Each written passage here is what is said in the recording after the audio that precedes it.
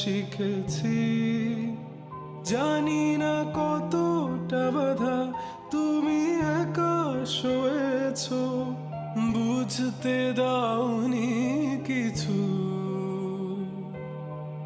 আজ আমি হয়েছি বড়, নিজের মতো করে বুঝি সবই।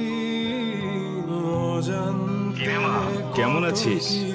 তোমাকে ছাড়া প্রথমই বাবা। তুমি ক্ষমা করো আমায় বাবা, তুমি এই রূপা, আমার একটু এদিকে এসো। যত খুশির কারণ।